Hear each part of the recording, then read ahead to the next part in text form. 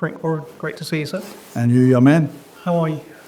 I'm good. I'm good. What about you? Yeah, I'm very good. I'm very good. Look, we're here for the launch of the last Crescendo big press conference coming up, and we'll talk about all of those fights very shortly. But we're also here on it's turned into a bit of a news day.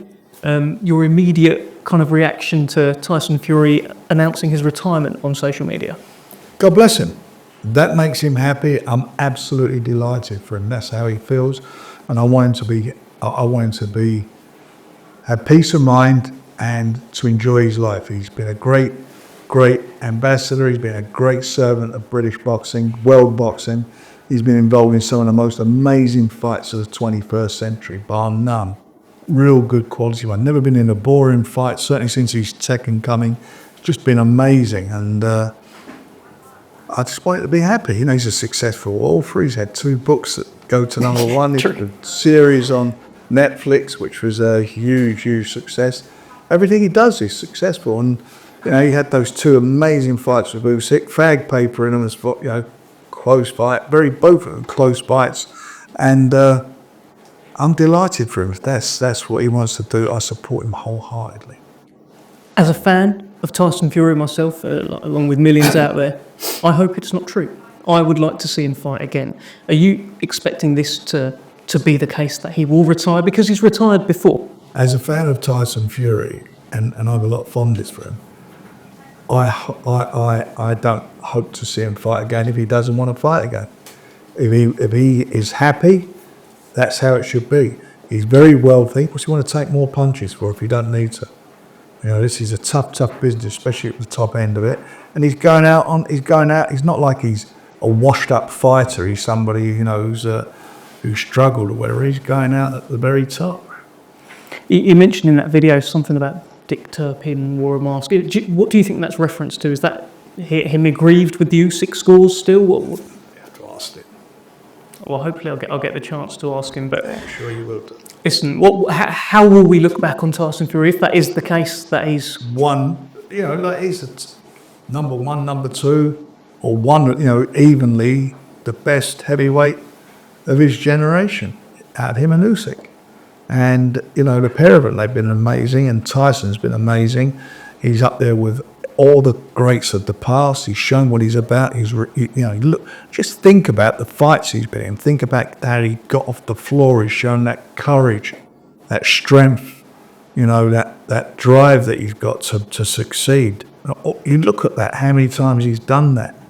You look at his performances, you know, sold Wembley out, broke the box office record for Wembley against Dillian Whyte on his own. Dillian weren't even at the press conference, and you know, 400,000 people in the queue to buy tickets. That's Tyson Fury. Broke the heavyweight box office record in Vegas.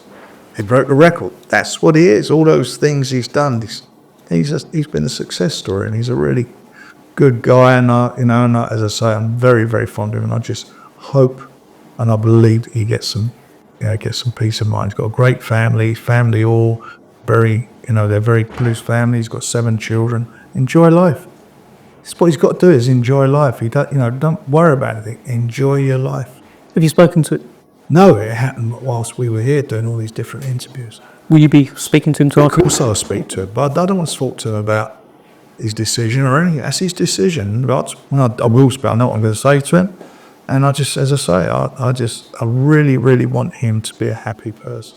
To be fair, you've said that all along, because you've been fielding questions about his next move. You said, don't care as long as he's happy. And that's right. So it should be. He's paid all his dues. Yeah. And as I say, he's not like he needs to fight financially. He's a very wealthy guy. And if he does fight, he fights for one reason. That's because he wants to do it. And he has no need to do it. Well, if that is Tyson's legacy, what a legacy it has been. Let's talk about some fighters building their legacy on February 22nd, beginning with Daniel Dynamite Dubois. Now, in terms of a voluntary defence, Joseph Parker. Tough. Yeah. Talk to me about this. Well, it's a tough fight. Joe's on a roll. He's turned his career around from that defeat he had against Joe Joyce. And he's the WBO, I think he's the interim champion. He's WBO. Yeah, he's the interim champion. So that's That means he's that interim champ. Means he's like the mandatory for the WBO title. He's gone, sod that, I want to go in and fight for the IBF version. So that tells you where he's coming from. We've just done a face-to-face round table thing just now, which was quite interesting. And these two guys, they both believe in themselves. You know, former world champion, been there and done it, and still got, you know, he's still got a lot in the tank, as we see. And you got with Daniel, who's had a tremendous 13 months in between fights, 4 fights in 13 months, unbelievable tough fights, underdog in every single one of them, and he's in a great place at the moment. He's suddenly shown what he's all about, and he's on a roll. He's got confidence, and he believes that role will continue. So we're going to get something special on the night. No, I'll go back to that Day of Reckoning press conference, that launch press conference where everyone was up there. Daniel Dubois was sat at the end, next to Joe Parker, by the way. But you look down the table, AJ's there. You look down there, Big Baby Miller's there, Hrgovic is there. He's gone through AJ, Hrgovic, Miller, and now he's got Parker. And it's the same story. He's moved right up the table. Yeah. He's moved up to the table. You must be so proud of him. I am proud of him, and he should be proud of himself and everybody who works with him. And Don's done a great job with him. It's been a great journey, and there's been some ups and downs, but that's life. It makes you appreciate him. My faith in him has never wavered. But he's in a tough fight. He is in a tough fight, no doubt about it. Got a question for you. Is he overlooking Joe Parker? No. He jumps in the ring after losing the ring because he wants revenge, but to get revenge, he's got to get through Joe. The winner of that fight, I believe, will get a shot. It will be a mandatory title fight. Sorry, I said it wrong. The winner of that fight will be a unification fight next. Be another undisputed fighter. Yeah.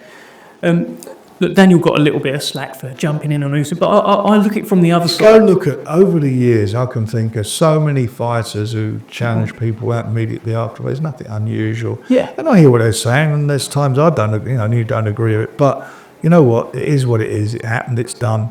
And we move on from it. All he's got to focus on is one thing. Is the 22nd of February, because he's got a tough fight in his hands. Also, Frank, were they not moaning that he don't say anything? He sits up there. look at him now. Someone said, "You've got a lot to say for yourself." And I looked at him, I thought, you can't please anybody. He's changed. When I see him, it's new whistle every time. He's walking around like he's the man. Yeah, he's the man at the moment. There's no doubt about that. He's the man at the moment. He's put in the performances. I mean, that last performance, he destroyed 2-time world champion. Done an absolute job on him. Be a big statement if he destroys Joe Parker. It will be a big statement if he does that. Hamza Sheeraz, you've had him from debut to this point, and this point is the biggest point. It's the mountain top. Carlos Adames is a tough task. Your thoughts on this fight? Well, like Daniel, been with us from the beginning, and he had a couple of fights on some small hall shows before that, but we got behind him, and he's done everything that's asked of it. He's had some really good performances. I don't know how he made the weight for a couple of them. Yeah. But he's done brilliantly, and this is a tough fight again. Great match, tough fight, and it'll be interesting to see how he fares in this. I feel that he can come through it, and I think he can win the title. He's in with a quality fighter, but he's shown what he's all about himself. He had that win on the 5v5 when we made him our team captain. Yeah. Where a lot of people made him the underdog on that fight as well, and came through in style. This is a tough fight, but I believe he can do it. What point did you realise he's ready? Let him go fight for a world title. A couple of fights ago, but I wanted him to get a little bit more experience. I wanted him, be a bit more comfortable, and he's done that. And he's and in that 5v5. He got caught with a couple of good shots. He took a couple of. So that was the fight where you thought, okay, I thought he got through that. He grit his teeth and done what he had to do. He can fight. He's a proper good quality fighter. He's got a brilliant jab. He can punch. For a big, tall, rangy guy, he can fight on the inside. Throws good body shots. It's gonna be. Look, this is his moment. He's got what he wanted, what he set out to do, what he wanted. His team wanted. They got it. So now he's got to go out and show what he's about. Well, let's see if he can take the moment. There's also a big moment for a big bang. Sheeraz takes on one of the in-form heavyweights in Cabel.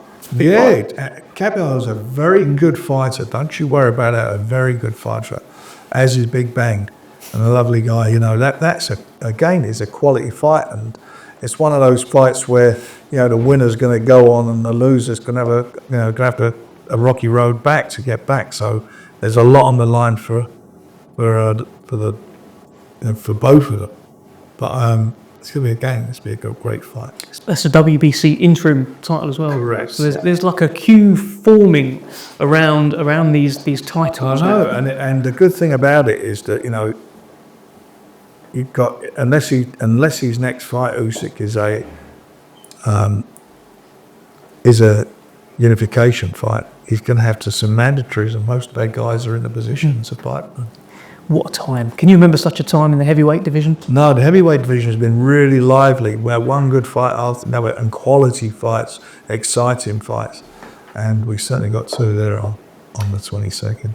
Rare season. Yeah, 100%. Final word on the main event, of course, Beterbiev, Bivol. They do it all over again for undisputed. I think you thought Bivol won the first fight. Is that right? I thought he won. I watched it back. It was a bit closer again, but I felt he did. But funny, I tipped Beterbiev to win it, and I should have stayed with that. And and if I was being honest, I could have just said, "Yeah, I tipped him to win it." I'm clever, but I thought he just won it. But I think I fancy him again this time round. But I just feel that those rounds they've shared, and that's certainly how the fight down the home straight, the championship rounds. I felt he looked the better fighter, so I'm going to go with him. Best fight card ever? Yes, it's the matchups. It's the 50-50 fights. It's the quality of the 50-50 fights. These guys at their best. Enjoy. Great to speak to you, friends. Yeah, man.